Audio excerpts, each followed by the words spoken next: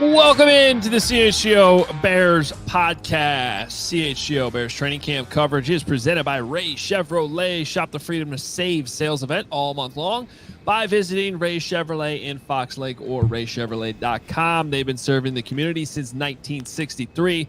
Together, let's drive. What's going on, Bears fans? Adam Hoge, Mark Carman, Greg Braggs Jr. with you to start this show. Nicholas Moreano finishing up business at Hallis Hall. All four of us were there today. Nick will join us shortly. Make sure you hit that subscribe button.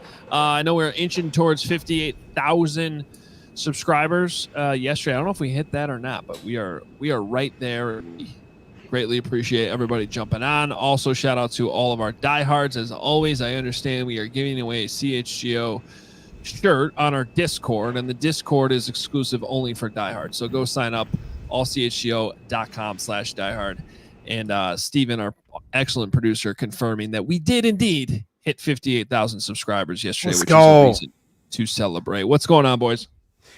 Good afternoon, gentlemen. Great to see Greg out there today. I thought that the fact that both Greg and I got to sign an autograph on our guy Asher's helmet was one of the greatest moments of all time. Good to see Braggs having. You know what? I set the over/under for the amount of seconds it would take for Carm to mention that he signed an autograph today, and somehow, even though I tried to stall there with an extra long intro, we still hit the under. Because he couldn't say 5 words without telling the whole world that he did that. Yeah, Asher came up to Hoge and I early in practice, and I was like, "You don't want to do this," and then he insisted, so we put our autograph there. Then after practice is over, Asher finds Carm, and all of a sudden I hear from all the way across the field, Carm's like, "Braggs!" He's signing and making sure I see. It was great. It was very cute. Yeah. I was so excited that I was getting to sign an autograph. I make no apologies that I'm bringing it up to start the show. And I was so disappointed after I yelled for you, and then I looked at the helmet and I saw your autograph on there, and that he really just wanted both of us. I thought it was just for me. That made me excited. Hoge's name was also on there, me guy. Yeah, well, I was disappointed. I just wanted it to be me. I thought he was. Greg, do we dare tell Carm that you actually signed 2 autographs today? Yeah. One more than Carm did. Sorry, Carm. Yeah, well, I took more pictures. I'm more beloved. I'm better. That's fine. We also, I also met Max, and Jay, and they had to sign some Hogan John's pullovers. And the only reason I'm bringing that up is because one of them, I'm forgetting which one it was now. I think it was Max, said that there was some time where he was passing by Mark Carman and tried to get his attention because he wanted to talk to him, and Carman put his head down and blew him off, walked right by him. Asher, I would never do that. Don't listen to Hoge. Clearly, if that did happen, I was in my own thoughts about my life and your life and how I can make your life better. So I apologize. Wasn't Asher. Thanks for listening to the story. I'm sorry. I was looking at all the people on my phone that I said hello to today. Ollie and Asher and Grant, and it's just so many more. It was overwhelming, quite frankly, today. How many people came up to me? I don't even know if I could do the show. Honestly, I'm so tired. Total anarchy jumping in, saying, "I promise, if I ever meet you, Carm, I will not ask for a picture or an autograph." That's rude. You better take that back, Total Anarchy. We're picturing up. We're going everywhere. This actually is a great transition into best and worst of the day, and it was a long padded practice today. There was a lot of good things to talk about, but I have to say the best of today for me, guys, was just the overall atmosphere. Yeah, it was a hot day, but there were a lot of fans out there. Love seeing all the CHGO diehards out there. I also personally have my own family out there. I like to bring them out to one practice every year, and it was great having them out there. And actually, right after we got there, I left my family for, I thought it was going to be about 2 minutes just to go inside and put my book back, my bag in, our work area, come back out and find them. And within like 30 seconds of me leaving them, my wife texted me this photo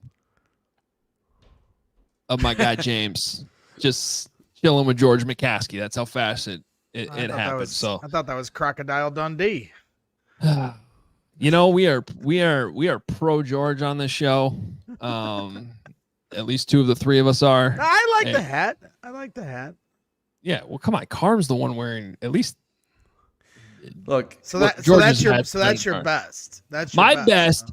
My best is yes. I'm gonna go with a me guy best today. Having my family out there, but also the overall atmosphere of just the amount of fans. It was good vibe.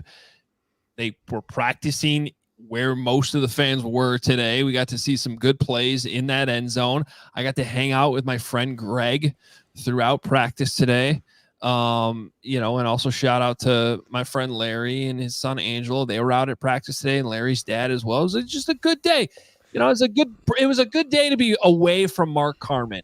Yeah, it was nice. It was nice sitting next to each other and kind of trading thoughts and different things we were seeing on the practice field. I actually do have a picture. I was stalking you because you were sitting 2 rows in front of me. I do have one nice picture of you like looking out on the field, taking your notes. And then I did a close up of your notes that I thought about sharing one day, but I was going to save it for another day. So don't worry, they're all right here and no one can read any of my That's why I wanted to share with people to see how you take notes, because I take notes by tweeting.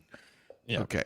Hoge, what's your worst? I gotta move things along here. What do you got? What's your worst? Wow. Enough of the Bragg's Hoge Lugfest in the ADA If section. his best was Tyson Bagent, he'd have let you go, Hoge. Yeah, I know. Well, that could be on the list of worst today, but we're not going to do that. No, look, there were a lot of good throws. We're going to talk about it here. We had another false start. There was only one. That's good. There was a miscommunication with Keenan Allen at one point. Like, none of this stuff I'm not necessarily that worried about, but there just seemed to be some missed opportunities by the offense. And there was plenty of good stuff too. I don't want to take away your guys' best because we do have 4 guys on the show. I know Nick's here too to jump in, but so I don't want to make too big of a deal of it. But there's just some little things there where it's like that should be a completion. That should be a good play, and I'm not worried about it at all on July 30th. But I just hope that continues to improve because there's just too many.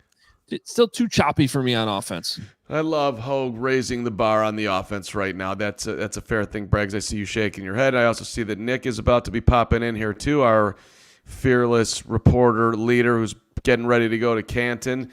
Braggs, best and worst. I better be included in your best that you got to see me when you were at the concession stands getting your Dr. Pepper Zero that you shouldn't be drinking before practice started today. Yeah, no, it's not on the list. That might have been my worst. But my best, was very apparent to me that Caleb Williams was making a conscientious decision to practice his touch throws, his timing throws, his anticipatory throws. The first 2 open practices that were padded on Friday and Saturday. So I've seen 3 now, and they've all been in pads. So lucky me. And the first 2 days, you really were seeing the velocity on Caleb Williams' fastball. He's got it, especially when he's throwing on the move, man. This guy, I think that probably is his best in his arsenal, is when he's throwing on the move, he can gun it. But today, he was staying in the pocket a lot. They did a lot of one-on-one drills, some in the red zone, where they were practicing things like throwing to the front pylon before players are coming out of their break. Both Keenan Allen and Rome Odunze at one point trying to do a back shoulder. They went a little too high on their stem trying to get back to the pylon. Weren't able to get back, but Caleb put the ball where it needed to be. There was multiple times where he's throwing dime balls to DJ Moore down the left sidelines, or, at the very end of practice, threading the needle through the cover 2, just like if you saw the video the Bears put out this morning of the closed practice at Walter Payton Center, back-to-back days, the exact same throw to Rome Odunze through the cover 2 coverage. But what comes with the anticipatory throws at times is miscommunication and timing, and you're throwing to a spot and the receiver goes a different way. But that's okay. That's why it's still on my best. There were some times where they had some incompletions. There were times where the accuracy wasn't exactly where it needed to be. There was even a few times it was a little too far over some people's heads, like Cole Kmet. But he's trying to figure out how he's going to fit it into NFL windows. And that to me shows the signs of progress and what he's trying to accomplish. And then by the end of practice, he started really hitting his stride on some of those throws, especially to Rome Odunze and another one to Keenan Allen. He's really got those out routes down where he's throwing to guys before they even get out of their break. So anticipation throw, my best. My worst, our guy, Cole Kmet. It's nothing that he's doing wrong. He's a great player. Cole Kmet, obviously is going to have a big impact on this offense. But in the 3 practices that I've been to, he hasn't really gotten the ball, if at all. And I just kind of feel bad because I understand there's only one football. Gerald Everett and Caleb Williams certainly seem to have developed a chemistry. He had a couple really nice catches, one downfield on a back shoulder throw. But Cole seems to be kind of left out of the party right now. And so I like to see some more red zone drills to see Cole because I know he's going to have a big impact in the red zone. He obviously has, his fingerprints on the blocking that is going to take place at the tight end position for this offense. But for me, I'm missing our guy Cole Kmet. I want to see him get on in the action. And again, it's nothing that he's doing wrong. It's just there's only one ball and there's a lot of talent on this team. 85 shouting you out. I like it, Gregory. Nick, you want to go or you want me to jump in? Real quickly, best and worst. Best is Chad Morton and David Overstreet in today's practice, just kind of jawing at each other the entire time. It's really Overstreet jawing at the offensive players. He didn't like the DeAndre Swift big completion at the end of that team situational period. He thought Tremaine Edmonds made that tackle a lot shorter than what the gain ended up being, and he was just losing his mind on the sideline. So I love the energy from David Overstreet, the cornerbacks coach. And then Chad Morton. Hyping up his guy, DeAndre Swift. He's been bringing the energy as a running backs coach each and every single day. So I really just like the energy coming up from the coaches. But my worst, you guys, I'm kind of getting tired of seeing these formations where Caleb Williams is out there with the starting offense and you're seeing guys like Colin Johnson, DeAndre Carter, and then Rome Odunze, and not seeing guys like, Keenan Allen, DJ Moore, and Rome. Of course, we're seeing that, but the reps where you're getting some of these backups mixed in with Caleb and a few of the starters, to me, it's not a waste, but they still need to get chemistry within the main guys of this offense. So just seeing a couple of reps out there like today, I'm like, let's just put Keenan, let's put DJ and put Rome out there, see how they all work off of each other. At the end, they're scoring touchdowns when all 3 of those guys are out there. So I want to see more of that moving forward. All right, and for mine, I like the Caleb and Rome connection. It feels like, what's the one from the Muppets? There's something about a connection, the international connection, the something. Regardless, Caleb is doing his best to get his fellow rookie going. I think he's looking for him, and he found him for a touchdown today. He's found him a bunch of times. To me, it looks like sometimes Rome is not getting as open as Keenan is, or as open as DJ is. I mean, DJ absolutely shook the shit out of Tyreek Stevenson today. That was for a bomb that the crowd loved, which is also a sweet moment. There's a lot of best. On my worst, Tevin went down for a play. He did get back up and got right back in there. Just looked like he was taking a lot of contact and looked kind of tired. It was the last guy getting back to the huddle a bunch, and it wouldn't be on my worst, but when you see Nate Davis not practicing again, you just start to get really worried about the interior of the offensive line. And if they lose Tevin, that's a big deal. So hopefully he'll be A-okay. And, I threw in a bunch of other worse. Just one, come on. I'm pointing the thumb. Caleb's not playing. The starters are not playing.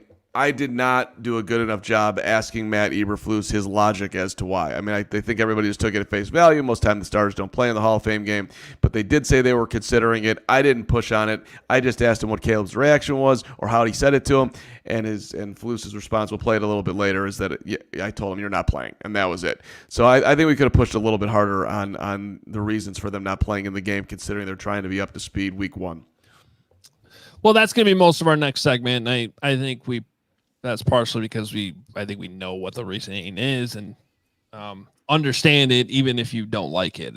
At least, I mean, that's how I view it, guys. But before we get into that deeper conversation about that stuff with who's playing in the Hall of Fame game, of course, we want to thank our friends at Miller Lite, because Miller Lite is just the best. We know that, and a lot has changed over the years. A lot has changed with the Bears over the years. But one thing that has not changed, the great taste of Miller Lite. And it's less filling, and that is the best thing about the original light beer. Miller Lite sparked this debate back in 1975. Still haven't settled it. But Miller Lite is always keeping it simple. Undebatable quality, great taste, only 96 calories. It's the beer that strips away everything you don't need and holds on to what matters most. A light beer that tastes like beer, less filling and only 96 calories. The original light beer since 1975. You don't have to choose what's best. Miller Lite has great taste and is less filling. Tastes like Miller time. To get Miller Lite delivered right to your door, visit MillerLite.com/CHGO football, or you can find it pretty much anywhere that sells beer. Celebrate responsibly. Miller Brewing Company, Milwaukee, Wisconsin. 96 calories per 12 ounces. Fewer calories and carbs than premium regular beer. I think I might have a Miller product before the end of this show, and I do love a great deal as much as the next guy, but I'm not going to drag Greg Braggs all around training camp to do it just to save a few bucks. It's got to be easy, no hoops, no BS. That's why it's so beautiful when Mint Mobile told us it's easy to get wireless for $15 a month with the purchase of a 3-month plan. And I called them on it. It turns out it is that easy. $15 a month. The longest part of the process is when you actually have to break up with your old provider. To get Mint Mobile, go to mintmobile.com/CHGO. And right now, 3-month plans, $15 a month, including their unlimited plans. So you're getting it all. Find out how easy it is to switch to Mint Mobile and get those 3 months of premium wireless service for $15 a month. This is what you do. You go to mintmobile.com/CHGO. You're going to cut your wireless bill to $15 a month, mintmobile.com/CHGO, and it is $45 up front. The payment is required. New customers on that first 3-month plan only. Speed slower or above 40 gigabytes on the unlimited plan. Additional taxes, fees, and restrictions apply. See Mint Mobile for details. All right, so yeah, confirmed by Matt Eberflus. None of us are really surprised by it, but Caleb Williams and the starters are not playing Thursday night against the Houston Texans in Canton. And tomorrow, since they do have a practice before they leave for Canton, they will have a split practice. So the players playing in the game will go through more of like a walkthrough type situation like you would normally do the day before you play in an NFL football game. And then the players who are not playing in it will have more of a regular practice. So you're not wasting a day of practice. So for anybody like concerned, they're just wasting time with Caleb Williams or whatever, they are going to maximize tomorrow. And in the past, it'd be relatively normal, more normal to not even have a practice open in the media tomorrow because it's usually just a walkthrough day even before the preseason game. So they're still having a practice tomorrow for Caleb Williams and the starters. I just think that's important to point out. Second, Matt Eberflus said the first day of camp that ideally, what was it? Somewhere around 45 to 50-ish reps. 45 to 65, somewhere in there. Yep. 45 to 65. Okay, you have 3 more preseason games. And I believe that no starting quarterback has played in the Hall of Fame game in like a decade. So this is not anything that's abnormal by any means. You want to argue that he's a rookie, maybe should play more. I think as long as he gets in those targeted reps, that's fine. And then on top of that, Matt Eberflus has also said multiple times that part of what will determine this is the health of the offensive line in front of them.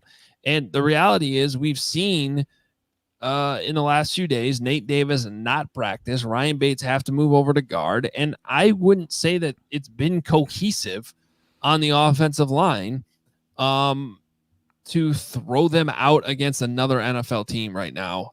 When you have another 10 days to buy if you don't play in this game, because the next game's not till the following Saturday against the Buffalo Bills. So I completely understand the logic. Would I, just like everybody else probably watching the show, love to see Caleb Williams in a Bears uniform on a field on Thursday night on a game that's televised on NBC? I assume it's on NBC. No, it's on ABC. I'm sorry. It's on ESPN. It's on ESPN, not NBC. The Olympics are on NBC right now. That's why NBC's on my mind. Regardless, it's on national television, and we'd all love to see it, but I totally understand the Bears' logic on this one, in this game. We'll continue to have this debate about who should play how much going forward throughout the preseason, because I do agree with those that say they do need to play, including Caleb Williams saying that. But I'm not worried about this game on Thursday night. So no, and I mean, look, the line not being set, I mean, that's a huge thing. And we're finally seeing Braxton Jones actually finish practices with the starting offensive unit in 11-on-11, which I think is a positive sign. But as long as that interior is still fluctuating, you are being forced to start Coleman Shelton at center because Nate Davis can't play at right guard, moving Ryan Bates there. Like, you need to have that settled first before you think about really putting out Caleb Williams. And Matty Eberflus was asked today, is Caleb going to be the starter for the Buffalo game in week 2 of the preseason? He didn't want to put any confirmation on that at this time. So it's all going to be determined on that. And I think that's a smart move because we've seen this offensive line kind of get gashed from the defensive line through these team periods. Imagine when a team's actually coming after him. And if they're looking to pass, you want him to stay upright, which is the most important part. Okay, so you're for you two, your guys' logic, I'm going to kind of work my way back. You know, you say they haven't got the center position right or haven't figured that out yet, and the offensive line isn't healthy yet. Those are both facts. Can't argue it, but at the same time, this is issues you're going to have to deal with in the regular season. So that's one. Now you work it back to, your second reasoning, Hoge, and that's, well, they have 4 games. And in 10 years, they haven't played starter hasn't played in a Hall of Fame game in 10 years. Well, this is only year 2 of there only being 3 preseason games for most teams, and now it's 4 if you have a Hall of Fame game. So you can think outside the box and now use that to your advantage in a different way than when it used to be 5 preseason games. So it's a little different in that regard. And so to your ultimate point of 45 to 65 snaps, if that's the number we end up getting to, then you're not going to hear a word out of me.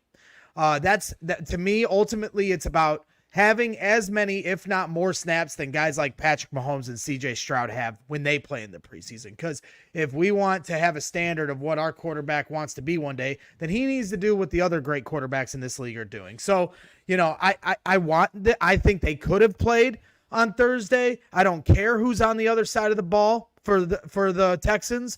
They could have gone out there for one series and ran the ball every single snap. Whether it was 3 and out or if they ran it all the way down the field for the end zone for a touchdown, he could have just handed it off. But to me, there was a lot of things that they could have taken from this game in terms of operation, getting to the stadium, lining up, getting the call in from the sideline, working with your center. Coleman Shelton very well could be your center, identifying the mic, audibling. You heard Caleb yesterday talk about identifying the blitz, shifting which way your blockers are going. There's so many little different nuances that he could have got one little test run on, and then you've got week 2 to stretch it out and start playing a quarter, and you got your feet wet a little bit. So be it. You want to skip a week, so be it. But I better see that snap count in that 45 to 65 range when the preseason is over. So I'm not panicking. I'm not saying it's the wrong move now, but I am going to watch on how they approach the rest of this preseason because these snaps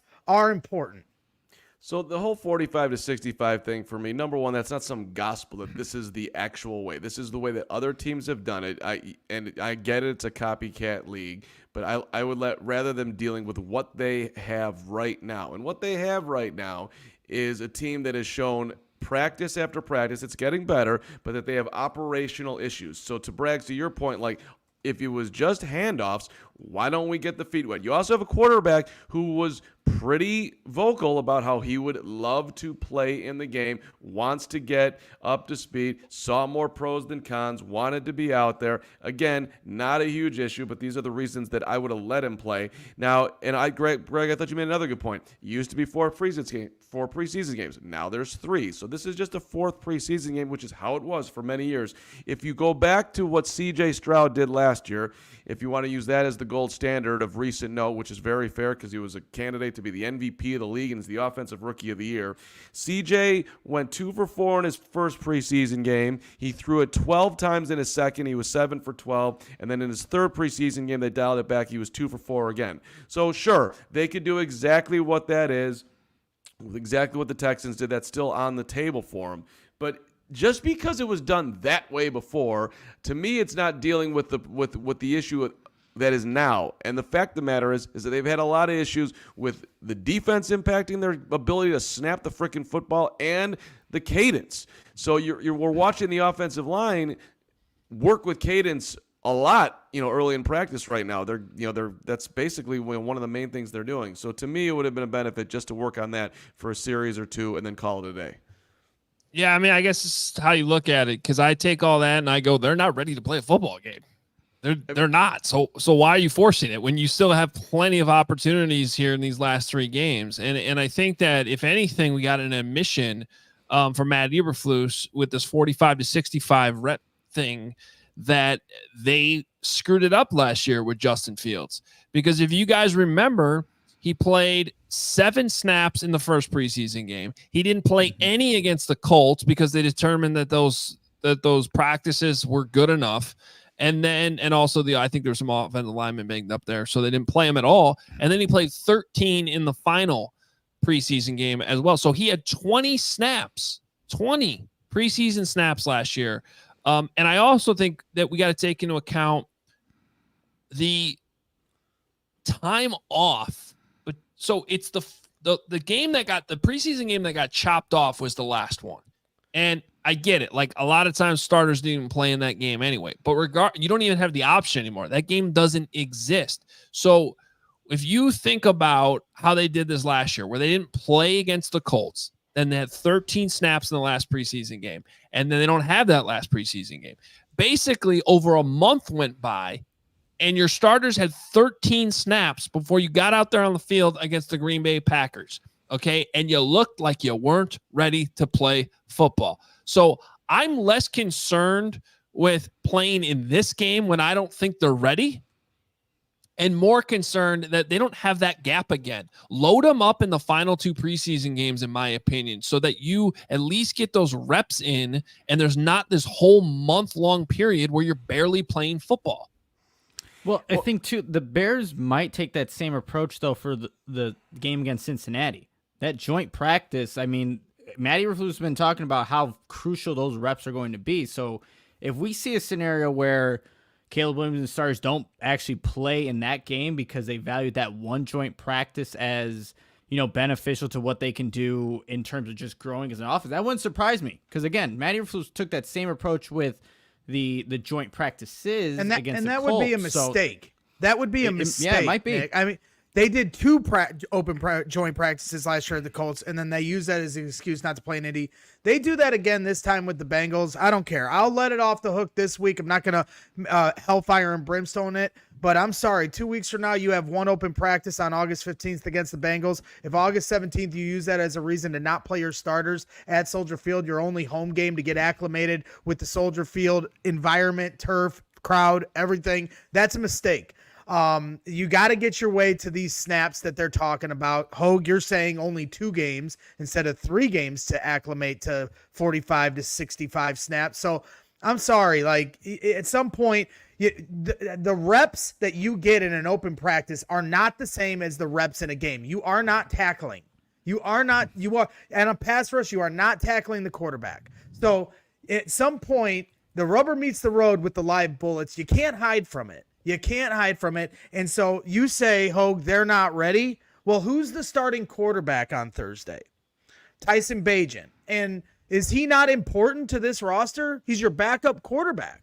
So if the whole issue is, hey, they're not ready, then your backup quarterback shouldn't be playing either, because he's very important to this roster. At any moment, we saw it last year, Tyson Bagent had to play 4 games. So, yeah, like I said, I'm trying not to hellfire and brimstone it, but I'm not coming off this spot. They could have played.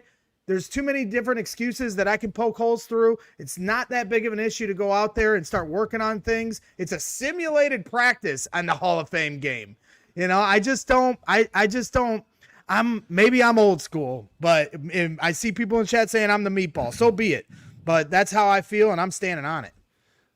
Well, and look, the Bears, to this point, they have not created the gold standard of how to do a preseason. Maybe they'll get it right this year. And Flus did say that he's gotten a zillion snaps, and they're not doing what they did before as far as the We don't need to go back down it, but the whole Andy Dalton, the whole Mike Glennon situation, Caleb is getting all the 1 rep, so it's much different. But it's, again, that Bengals thing, it will be very interesting to see how they handle it. Mm-hmm. I want to talk about that here in a second. But first, make sure you check out our friends at Ray Chevrolet. You can choose Ray Chevrolet as your first draft pick and find the right new Chevy and price for you. Visit our partner this July to shop the Freedom to Save sales event going on all month long at their location on Route 12 in Fox Lake or raychevrolet.com. As one of the top-selling Chevy dealers in the Midwest, you'll always be able to shop one of Chicagoland's largest Chevy inventories. Plus, you can find the perfect tailgate vehicle. Right now, get $12,000 off MSRP on a new 2024 Chevy Silverado, or lease the new 2024 Chevy Trax for only $188 a month for 24 months, or you can cruise into July on your own way with over 125 of Ray's vehicles priced under $20,000. And if you've heard of Ray Chevrolet, you've also heard of the Ray's Price Promise, which is their guarantee to make your next vehicle more affordable than ever, with no price changing, no add-ons, no hidden fees ever. That means the incredible prices we're talking about right now, you can expect to see the very same when you shop Ray Chevrolet in store or online.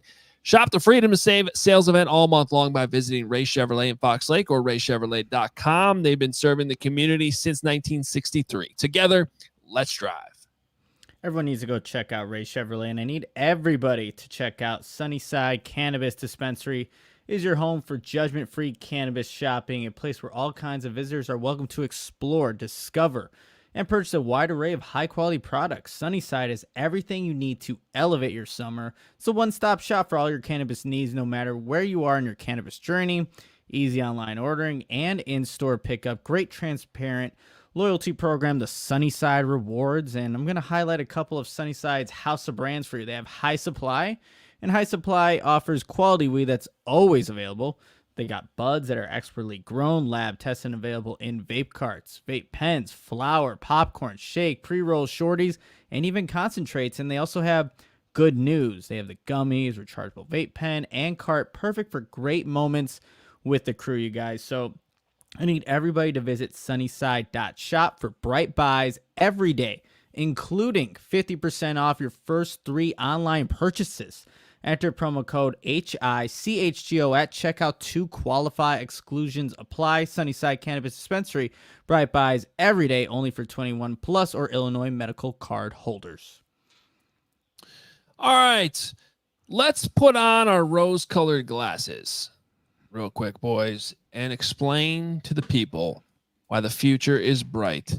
Brought to you by Shady Rays. Head to shadyrays.com and use code CHGO at checkout for 35% off polarized sunglasses. Nick is ready to go with the sunglasses from Shady Rays. And who is the future bright for? Guys, how can you not bring up Bill Murray? Yes. You get the shout out from Coach in a press conference at the end of July. I mean, look, you can laugh at this all you want, but Matt Eberflus, with one of his rare, maybe perhaps I'm not even want to call it a misstep, not a misstep, but a hesitation, where we know all about this on our show, guys, where you're kind of going down an answer to a question and not quite sure how to land the plane, and you're searching for something, and whatever the first thing is that pops into your mind, he's searching for a player. He's trying. I can't even tell you what number Bill Murray is. I think it's number 60 here. You got it. 60 laminated, nice lamination, 5mm laminated. They're very nice. Yeah, very nice. Even my wife asked for one today coming out to practice. It's true. She had one. Bill Murray's the name he dropped.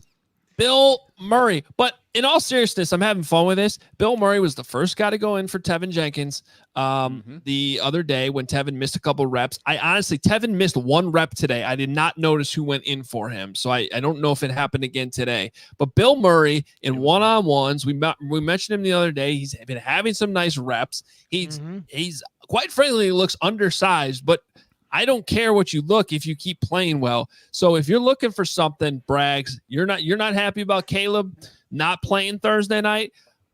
everyone should tune into the CHGO Bears postgame show on Thursday night, not just because we're excited to get back with pre and postgame, but because I want Braggs to break down every Bill Murray snap in this game. Well, and if there was ever an opportunity for a meatball darling of Chicago, it's an offensive lineman named Bill Murray.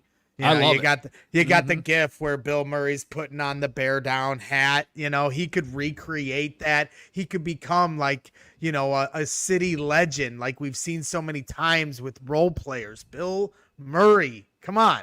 Well, and let's be real. Bill Murray is the Greg Braggs of the Bears. Bill Murray, as you guys I'm sure know the history of Bill Murray.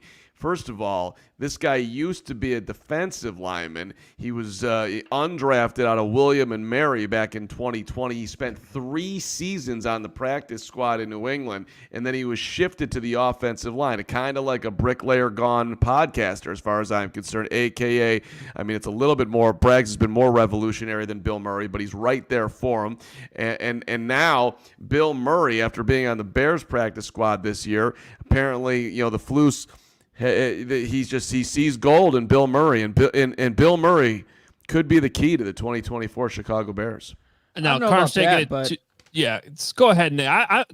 Nick, I want to hear your thoughts on this. I'm actually being serious about the fact that this might be a sleeper to make the roster at this point. Yeah, when we were watching the one-on-ones, Hoge, that was July 27th. We both had Bill Murray as winning reps. One was against Michael Dumpfauer, and then he threw down Andrew Billings.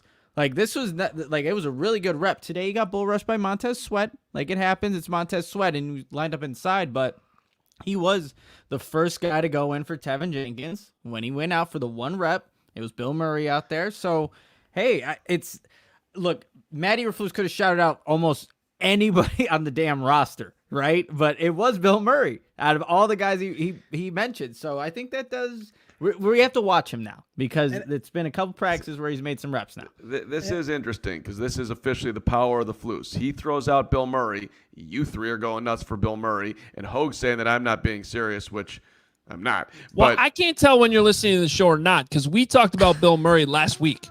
I remember. This isn't because Flus mentioned it today. It's that Flus backed up what we've already been discussing on this show. Okay. You would not be doing your Murray-dom right now if Les Flus had mentioned it today. So you need to give proper credit to the Flus for shouting him out. And he did. That's how the segment started. Carm was becoming a reserve ball boy. Give him a break. He's working the U.S. Open circuit. Alternate. He might alternate. That's right. Ball crew. Forgive me. Yeah. Alternate ball crew. I butchered the title. I will not get it wrong again. Congratulations to you. But to your guys' point, and I've said this a million times, but this is the one thing that I've always loved about training camp is stories like this. Everybody goes to camp for the big names and to see them catch in warm-ups. They get in walkthroughs, DJ Moore catches a 50-yard pass, everybody freaks out. But the guys fighting at the back end of the roster, the guys trying to make that last bubble spot, a guy like Bill Murray, Reddy Stewart, again, here 3 days in a row. He was my best on Saturday. Got an interception on Caleb Williams, then had another pass breakup. Sounds like Monday he was starting, and then today Nick reported that he was starting in the nickel spot in place of Kyler Gordon. That's got my ears perked up. 2 guys that legitimately, not just like third string, camp darling, but never going to make the roster, and Bears fans are going to freak out when he gets cut type of guy. These 2 guys have a legitimate shot to make the roster, and certainly intriguing stories on both sides of the ball. I think it's a great opportunity for Hoge to buy a Bill Murray jersey and give it to somebody who becomes a diehard in the Discord, because you're all in on Bill Murray. You should buy the jersey and reward somebody who's seeing. How do we buy a Bill Murray jersey and send it to Bill Murray? I've seen him at Cubs games many times. I think there's an opportunity here. Right. I don't know if this is. First of all, if I'm a Hard Knocks, I'm jumping all over this. If I'm the Bears, I'm jumping all over this. We've seen Bill Murray on the Bears sidelines before. 100%. But also, we should be jumping all over this. Can we get Bill Murray on to break down Bill Murray? That's what we really need here. I'm all for it. All right. I do want to mention, though, what Braggs brought up right before that last break, because there's a reason why. There's a few reasons why I asked the last question to Matt Eberflus today that I did. I mean, the most obvious is you're having to make a decision here with not playing Caleb Thursday that's going to anger people like Greg Bragg's wearing a meatball I'm t-shirt. not angry. Just speaking strongly. Right. Well, no, but this is a real thing. It's a real thing. It is, you are, as the head coach, making decisions where you have the long-term picture in mind. On a smaller scale, you're so focused on what you're trying to do in practice that it didn't get brought to your attention that, hey, maybe we shouldn't be practicing on the field farther away from the fans when we got these fans here. You know what I mean? Like, this is the job of the head coach. You're focused on your football team, and you're not necessarily worried about these extracurricular things or these external factors that, quite frankly, still do matter. Like, do they matter enough to jeopardize wins and losses in the regular season? No, but they do matter. And so I asked Matt Eberflus today about, like, how often on a day-to-day basis, like, how much are you having to weigh those two things? Because what Bragg's brought up, they only have one home preseason game. And Caleb Williams, that is the one opportunity you have during the preseason to put him in front of your fans at home. But we have the track record of what the Bears did last year after joint practices. It's certainly on the table that they don't play the starters after practicing against the Bengals right before the game. And I think that would personally be a miss. Like, I think that's a miss to not, because some of the fans that get to go to these preseason games are ones that can't afford to go to regular season games, don't get the opportunity. You're going to have a different faction of your fan base that really want to see Caleb Williams. So to me, this is a real thing that he has to consider. For the record, this is what Flus said. He says, I mean, obviously the passion that the Chicago fans have is second to none. It's the best in the world.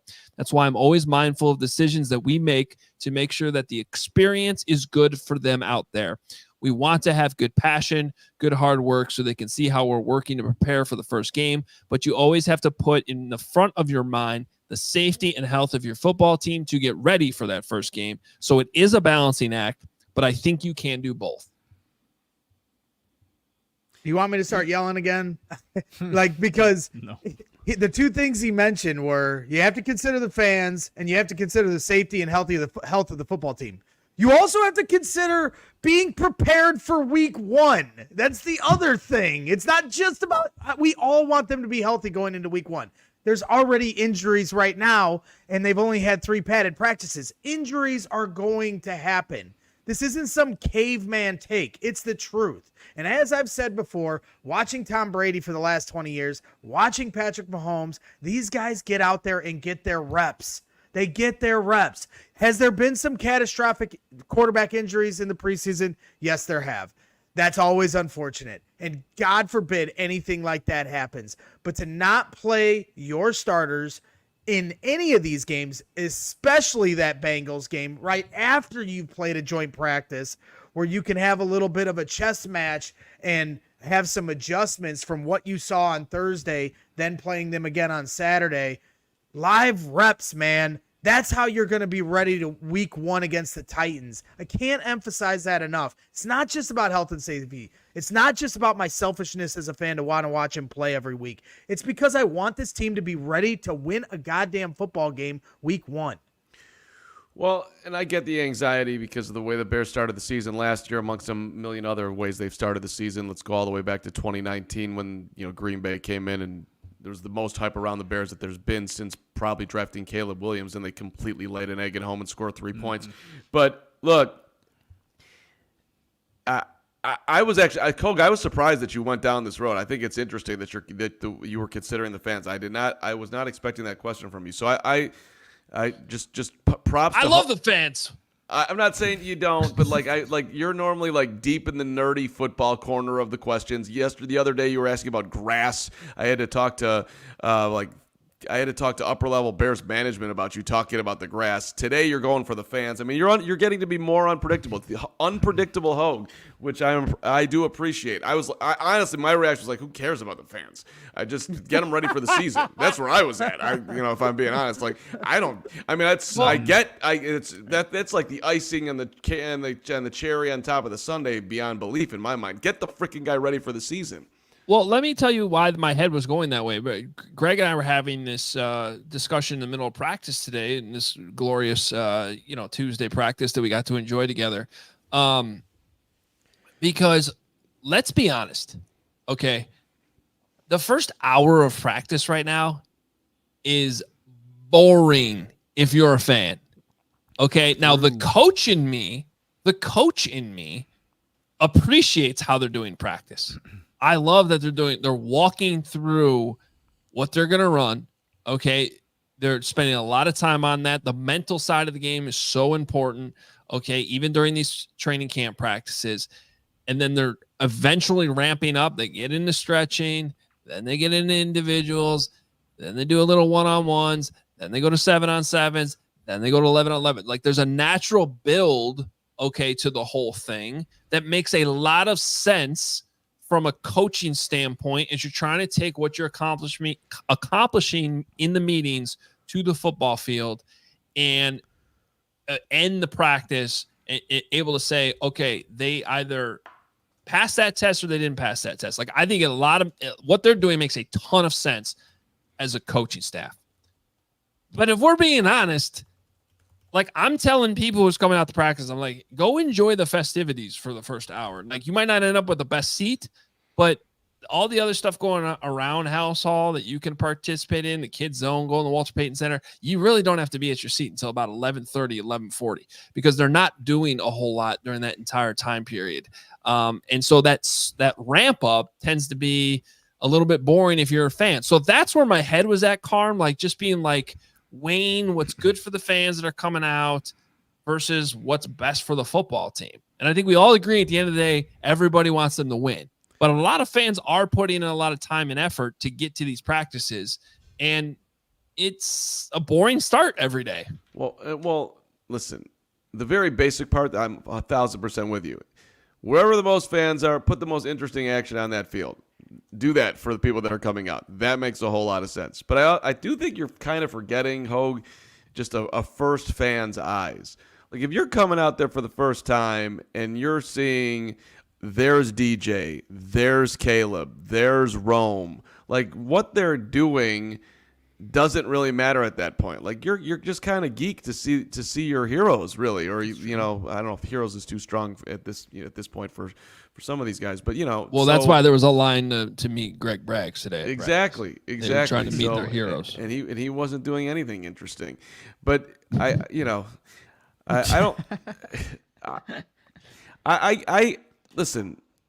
It's if you're like which preseason game should you be playing on the road or at home, yada yada, and you're only going to play in one. Well, let's play them at home because it's better for the fans. I feel that love. I'm here for the people too, but the dude needs to play in all the preseason games. Let's go. Well, let me put you on the spot here, Hoge, because we got guys like Total Anarchy that's like, just listen to Hoge. He's the only one that coached a football team, and we had a guy on Twitter the other day saying like Hoge's the only one with football knowledge, and so like.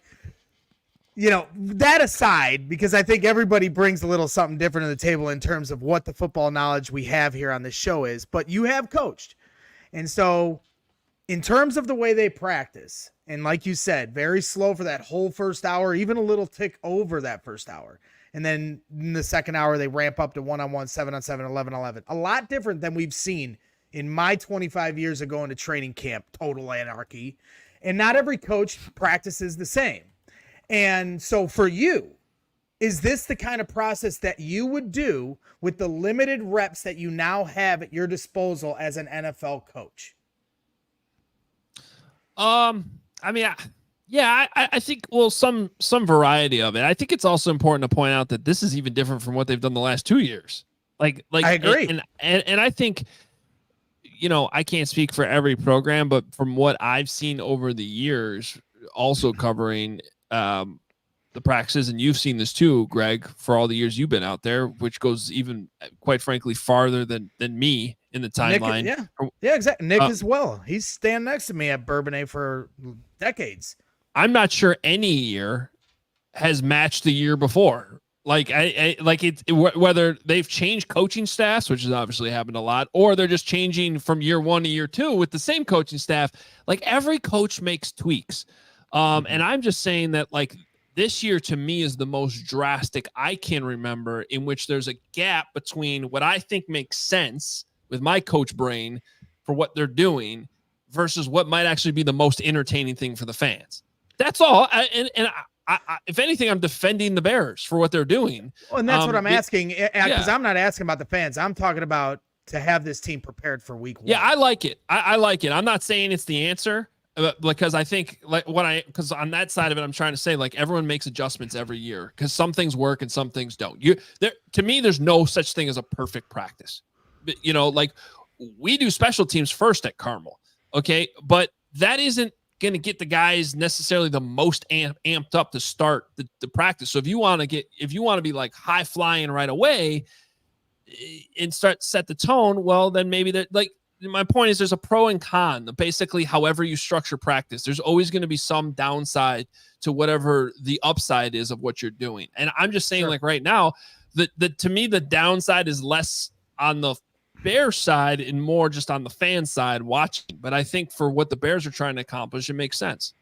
Well, I think too, real quickly, like Eberflus, we know how his practices are. That hustle, the hits principle, right? So having this more walkthrough portion of practice to where things are kind of slowly getting, ready for the day, going through your plays and going through what your reads are, whatever it may be, and then you're hitting the ground running, because that's how Flus runs it, and they're going to be coached on it, they're going to be critiqued on it too. So I think it's finding a good balance between how Eberflus wants to run his practice every single day. And we know that. We've heard from players how intense these practices have been, and especially on a hotter day like this. So I think it is a nice balance. You're going through the plays, this walk-through speed, because then after that, it is full go until that final whistle blows. All right, let me just do a trivia question here. What did the fans react to the most today?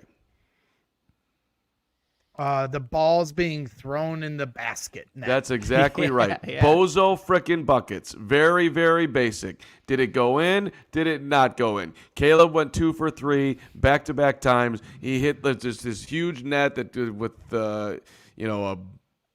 bars around, I don't know, whatever, the target. He hit the bars a couple of times, and there was a big groan. That and a couple of touchdown passes.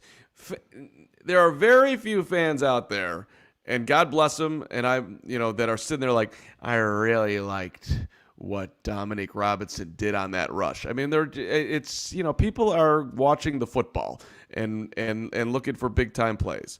And barely that at times. I mean, the majority of fans are there because they want to say hi to a player. They want to get an autograph or a picture. That's what camp has always been for many fans. And, the evolution of knowledge of the game for fans with all the different things we have at our disposal in terms of content, like this show that we do and many other shows that dive deeper into the X's and O's, help us all become smarter fans. We had a lady next to me in Hoge, 63-year season ticket holder Barbara, who brought her own depth chart that they typed out and printed out on their own. I'm sitting next to her. I'm hearing them talk about the players. I'm like, this lady is locked in. And so there's some people that's different levels on how much they want to be locked in the team. And hey, like I said, I know I'm fired up today.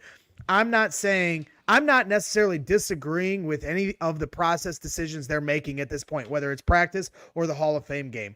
I'm just also saying, like, if you want to be a fan and support everything that they decide and say it's going to work out, I'm with you. That's what I hope for as well. But it's not finite. And I think it is also fair to question these processes, especially when the team last year with the same head coach started 0-4. So I just want to make sure that they're going about this the right way. And I think it's fair as a healthy conversation to question some of these processes.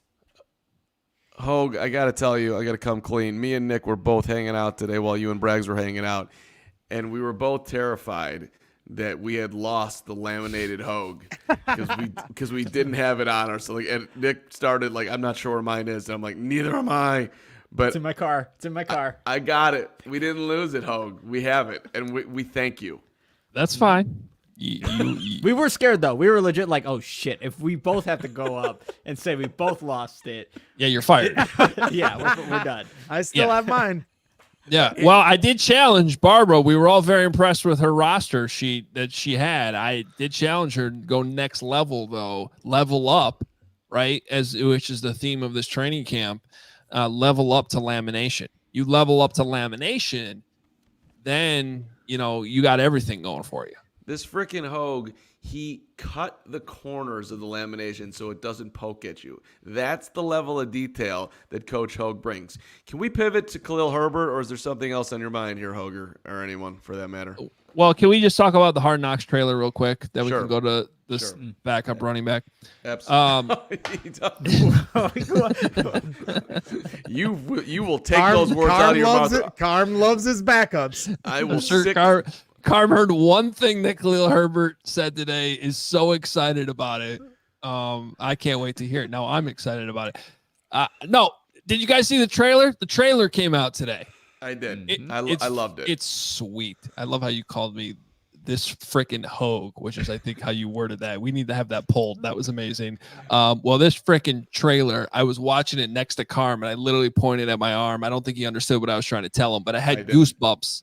I was trying to show him the actual goosebumps that were on my arm watching the trailer. It was awesome. The mix of the history of the Bears to the now, the future. Well done. Are we allowed to play it, or is that illegal? I don't know. We are not allowed to play it. Illegal. Probably It is illegal. It is Okay. content Continue for doing this HBO and the NFL. You want to throw some Olympic highlights up while we're here? Just to I was get going to this- say, Carm, go post a Simone Biles video on your account and see how long it lasts. Okay, listen. I'm just asking questions. You guys get lost in the details of these things, and I'm sure that's why. Because I know that's why I'm asking. I would love to see it again. Listen, I love that they went history of the Bears. I love that the first person you see on it is Dan Hampton. I love the second person you see on it is Walter Payton. I love the third person is Urlacher. It's cool the way they're selling it, and then into the future. It's a really good job. We got Singletary. I love that. I like this kind of party on there. We got Wilbur Marshall's hit on Joe Ferguson, which made me. That was a slight arousal right there. That was so damn exciting. It's one of my favorite plays in Bears history. So it was great. Devin Hester returning the kickoff in the Super Bowl is also in there. Like, they got a little bit of everything, so it's exciting. It's really exciting. Yeah, again. I can't wait, and make sure everybody tunes in here coming up on Tuesday, August 6th, After Dark. Our CHGO Bears After Dark shows that have been every Tuesday. Sometimes, last night we did switch it to a Monday, schedule permitting for some of us, and me and Corey have had a lot of fun getting through the off season. And last night we had Adam Rank on. It was a really good episode. If you haven't had a chance to watch it, make sure you tune into that. But starting next Tuesday for however many episodes Hard Knocks is, what is it, like 5 episodes? We're going to be doing Hard Knocks After Dark. So post-game shows immediately following every Hard Knocks episode with all of us here, Corey Wooten as well. So make sure you tune in for those. It's 8. I believe the shows are 8 to 9 p.m. Central. So expect us to be going live as quickly as possible once the shows are concluded. So let's move over to my guy, Khalil Herbert, and officially going to claim Herbert off the discarded CHGO list from Hoge. That's my guy now. So I was the one featured in a Khalil Herbert hype video like 10 days ago. What are you talking about? You just called him a backup running back. Those words would never come out of my mouth. You're off the Herbert because train. he's the backup on the actual depth chart the Chicago Bears put out in public. Convenient way to get out of what you said. That's fine. I would never call Khalil Herbert a backup. I own Herbert. You're out. You could be like the last guy on like the back end of the train. I'm taking Herbert. I asked Khalil Herbert a question today. Steven, let's hear it. Do you have any moments with Caleb that stands out? I mean, a lot of them really, but he has that one throw rolling to the left all the time, and he always finds somebody on the sideline to toe tap on the side. But No, I mean, even yesterday, just getting everybody up, telling guys to clean up. I mean, we're grown men. There shouldn't be things laying around the locker room. So just telling guys to clean up things like that and just, step into the forefront in that aspect. So that happened yesterday? Yeah. Does it almost every day? Yeah, that's right. Are you a naturally clean person? Say what's up? Are you clean? I mean, Did he tell you to no, it wasn't me. It was just he was telling the whole team. I feel like I'm a clean person. I like it. I got my shoes laid out exactly how I wanted to go, but got a couple clothes here, snacks there, but my locker's always in good shape. So you never know where these things are going to go. I asked the dude especially with Pat Finley. I mean, it was unbelievable. Thank you for Pat Finley being Pat Finley, because I love people that do things like this. I asked the dude if he had any moments with Caleb. He reveals, which he I think wanted to take back instantly, which I think is super cool, by the way, that Caleb was calling dudes out in the locker room saying, "Hey guys, let's clean up of ourselves and not have a bunch of tape." Yeah, we need more Caleb's at the CHGO studios. Damn right we do. And I'm like, that's all I've been doing has been taking out the trash at CHGO. It's my second job for the last 2 years. And good for Caleb for coming in as a rookie and saying stuff to guys, because I just complain about it on here and don't say anything. What was that, Braggs? What did you just say? It's the only reason you've kept the job. Oh, okay. Somebody mute the guy in orange and kick him out of Hoge's house. I actually can mute myself. Do that right now. Thank you. The point is that Caleb, as a rookie, is stepping in to get the locker room clean, which is sweet. And the other point about it is that Pat Finley asked him, "Are you a clean person?" Which is amazing. Like, not like, "Are you tidy?" Shout out to Jason organized? Leader. Yeah, are you organized? Are you fastidious? There's a lot of words he could use. Are you clean? And like, he's like, and his reaction was, "Say what?" Yeah, dude, I shower. What are you asking me, Pat Finley? That's amazing. Oh, that's great. That does speak volumes, though, about Caleb. I mean, as a rookie, to tell there's some 10-year vets, and not saying that they're the ones, but there's a lot of guys older than Caleb on this roster. But like, let's clean this up. Let's not have this. It's not your house here.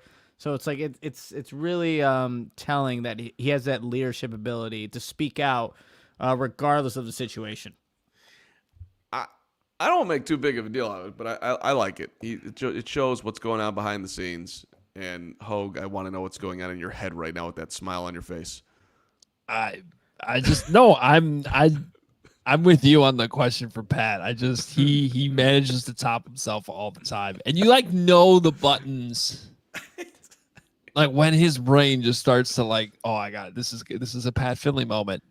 You know what? It's just like this show. We all have our different quirks and things that get us going, and it's the same thing in that media room. Like, I'll come through with the super nerdy questions.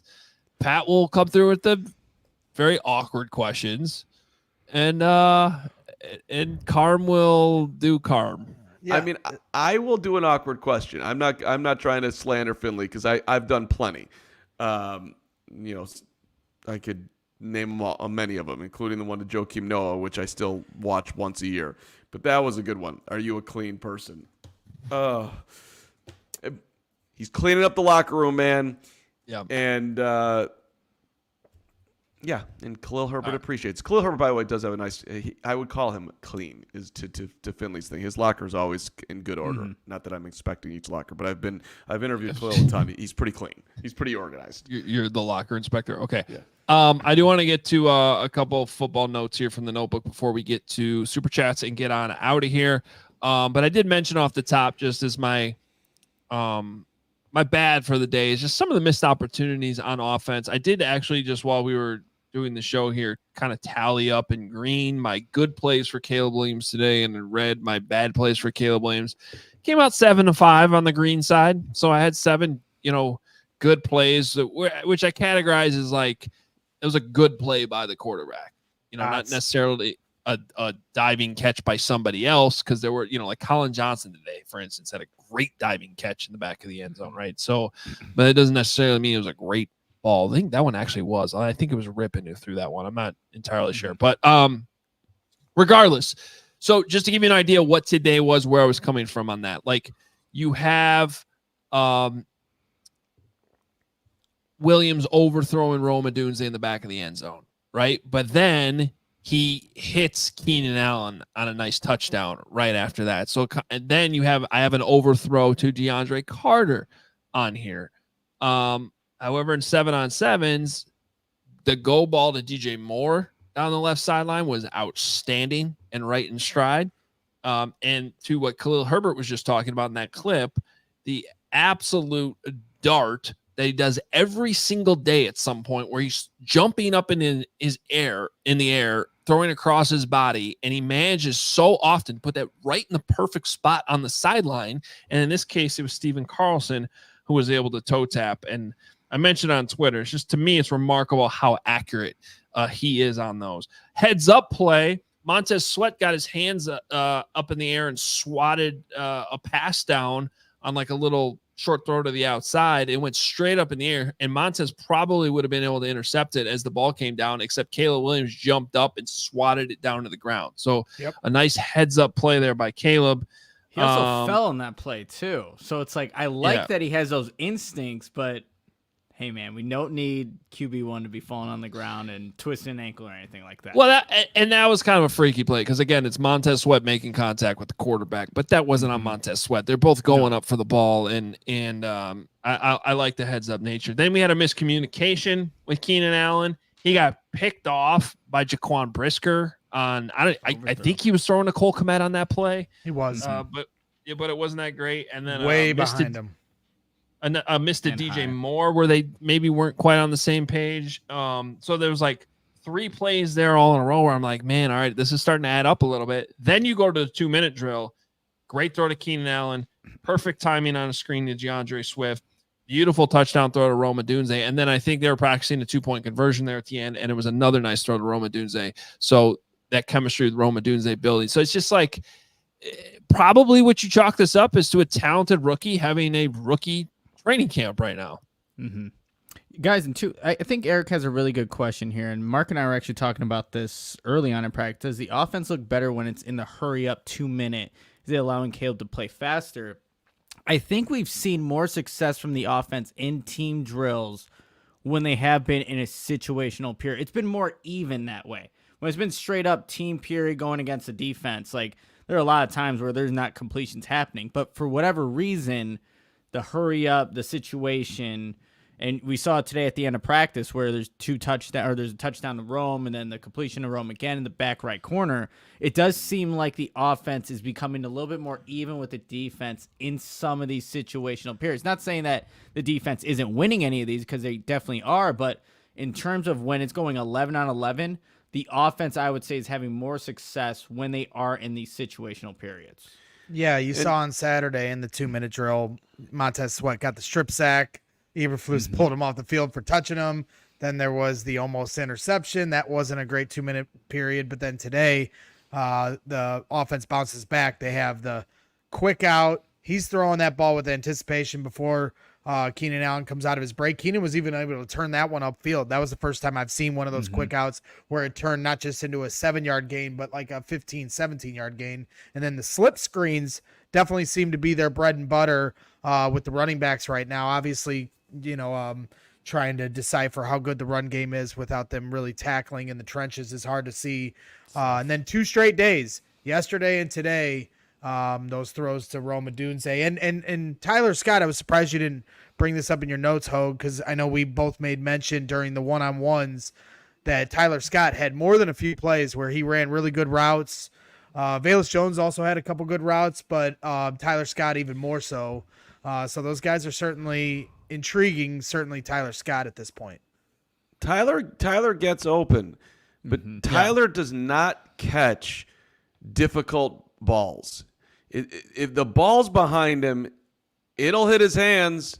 He rarely pulls it in. And if he's going to make it in the NFL, he has got to get better at that. There's just it can't always have to be perfect, and even he misses some perfect ones too. But like that's really his next level. I'm starting to think that DeAndre Carter might be the fourth best receiver on this team. The dude gets open all the time. He seems to make the plays that he should make. This guy might have a chance to get some opportunities here, depending on how everything shakes out. But I'm starting to like him more, and just I'm also the problem is he's only 5'8". Right, I know, but I mean he's bigger than Tyler Scott, so it's like I'm not. Well, Tyler Scott's 5'11". Yeah, but they're okay. I mean, maybe he's a little bigger than him, but that's not weight-wise. He's listed as 5 pounds heavier. Okay, and right. I mean, basically the same body type. I don't know. I just see him getting the ball a lot, and he's open. He seems quarterback friendly to me. The other thing, DeAndre Swift in space when he gets the football, it looks real nice. He's got some shift to him when he gets, and I think the running backs are going to get the ball a lot, at least early in the season, as Caleb gets his feet wet. Yeah, somebody's asking in the chat. Sorry, Eric Bochan asking in the chat. Did you tweet that Velus got some work in the backfield? He did have 1 carry out of the backfield. I don't know how much you guys have seen, if he's had any more than that. Velus in the backfield gets the ball and he sprints as hard as he can to the sidelines and goes out of bounds. He's not a running back. I'm sorry. Yeah, that happened yesterday too. So yeah, everyone, it's somewhere there in the playbook, but who knows if it'll be there when the games actually matter. Let's get to our super chats here. Steven, whatever order you want to go in, let's go with Kenny B here, $9.99. No debate, Tevin is our best O lineman, but he has health concerns, not even at his best position, which is right guard, and might not be here next year. What's the level of concern for the O-line now and the future? What's the level of concern? I mean, you have Darnell Wright as your right tackle. You like Braxton Jones, and you got to see if you're going to pay Tevin, if he's going to be healthy. Right guard up in the air, center up in the air. So a lot of positions up in the air other than really your tackle spot. So there's some concern there. Yeah, I think that's well said. Next up, Nathan Brown, $4.99. Braggs, can you give us some teasers? What is coming post Hard Knocks on After Dark? In terms of the show, we're just going to come on there and react just like you guys would and touch on some of the intriguing things. Like I said, if you tune into Adam Rank was on last night with After Dark. He kind of peeled behind the curtain some things that he found out through his interview with Tyler Scott. Seems like there's going to be a moment where they highlight some of his journey. Tyler Scott is graduating from Cincinnati the day after the Hall of Fame game. So Canton, he's going to make the trip over to Cincinnati.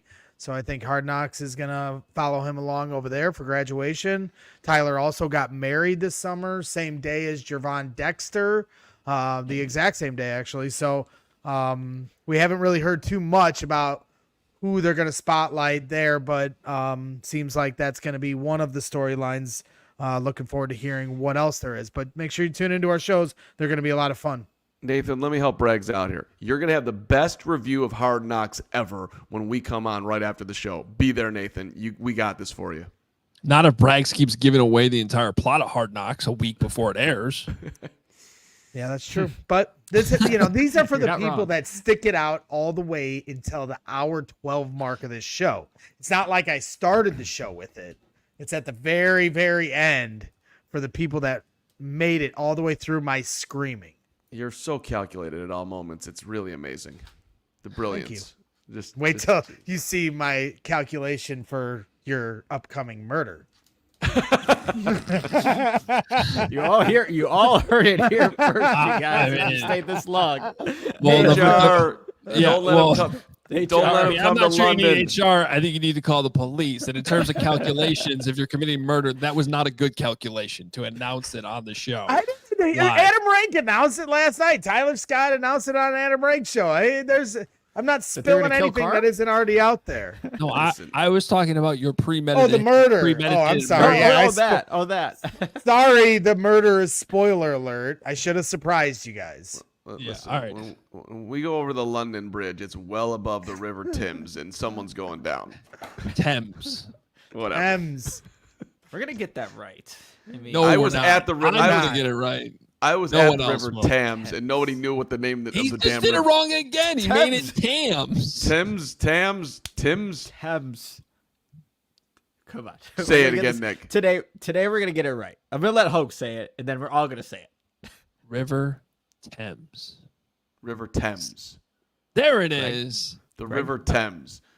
All right. Listen, We he's have some going- heavy hitters. Just shut up. We have some heavy hitters here with big super chats. Can we please get to them? We should have done it like 20 minutes ago. James Orlando, $20. Practice is good, yes, to understand the plays, but these players need real game time reps to understand how each other reacts in the game, how they move, how they act, how they think, their game time mannerisms. I agree, James. I think it can wait till Buffalo, though. That's my only point. Listen, if they don't play in the Buffalo game, then Flus is going to meet the River Thames. Thames. Oh my God, you did it again. Thames. The River Thames. That wasn't even on purpose.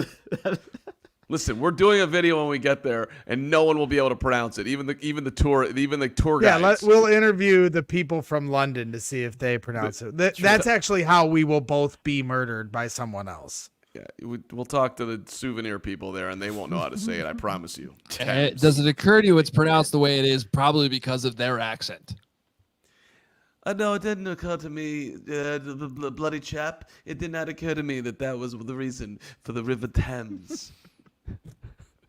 Hey, Thames, there it is. I'm Matt lobbying Harris. Yeah. I'm lobbying for Carm not to go on the trip. No. I was talking to upper management today.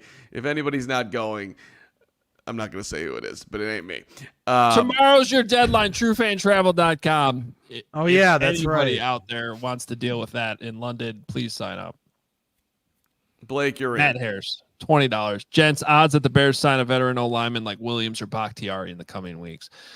Connor Williams gets thrown out there a lot. I'd be shocked. I don't think Bakhtiari can play anymore.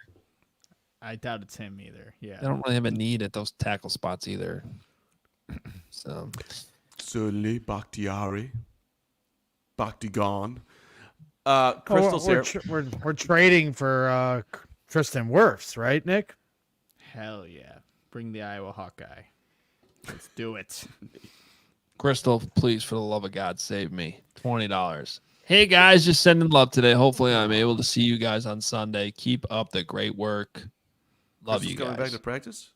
Bear She's down. trying. We're trying to get her a ticket to Sunday. You'll get it Come on, done. Bears fans. We'll get it done. And she chimes in for another $10. Hey, Braggs, leave my Carm alone. Oh, God. Thank you, Crystal. I That's appreciate exactly it. how you're not going to get to go on Sunday. That's the threat.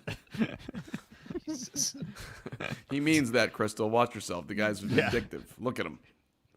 And he's threatening murder. He's killed at least 4 people to this point in his life. No denying it. Anyone have any final thoughts? And by anyone, I mean Nick. You're the only one allowed to talk right now. You, Mr. Professional, who watched practice. Do you have any other thoughts that we haven't brought up yet?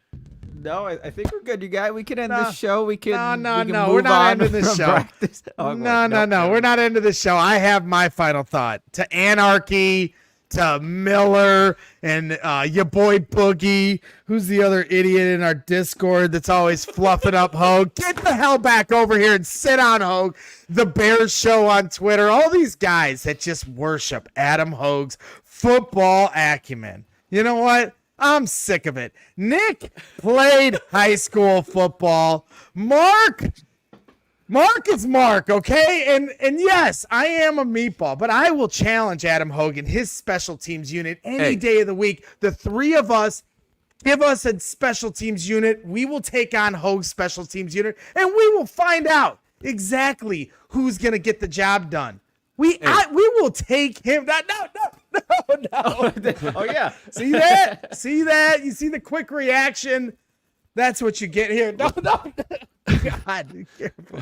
Hoge is now I forgot you were at beaning Adam's me house for with a second. footballs. Yes, I am at his house. But yes, I think Stop we talking. should all get our special teams unit, take on his, and show everybody who really knows football around here. Just shh. I want it on the record, just so you know, that in Radichuk's senior gym class, that dude played in the NFL. I led the Carm team to a championship, lost my quarterback, Rob Ginsburg, stepped into the quarterback role, had Pena to boot the ball, special teams was solid too, and we were the champions. So don't ever think that me as a coach doesn't win titles on the football field. Senior year, Jim, Radicek, Carm, champion. Know that. Yeah, it's impressive. Arm TV, $10. How would you compare Tyson's performance overall during the training camp to Caleb? Has Tyson done anything to demonstrate he isn't a rookie versus Caleb? This is Carm's area of expertise. I think Caleb's been much better. Bagent has spread the ball around beautifully. Bagent's accuracy at times has been slightly confusing, including today in the throw the ball in the bucket drill. He was just way off the mark, which was bizarre. He's also, to me, just looks like a more confident Bagent, and the Bears have depth at quarterback, and I'm excited about it at Arm TV, but we're not going to see Tyson Bagent play football this year because Caleb's going to be healthy, and we're going to win a lot of games. Boom. Are you satisfied with that, Hoge? Did you like I that? don't know. I stopped listening. This was a fun show. A little longer. That's fine. Practice was longer today. What happens when I'm on the show? Yeah. Well, that's true. Well, people. Yeah. We'll be Thank back you, Nick. tomorrow. Thank you.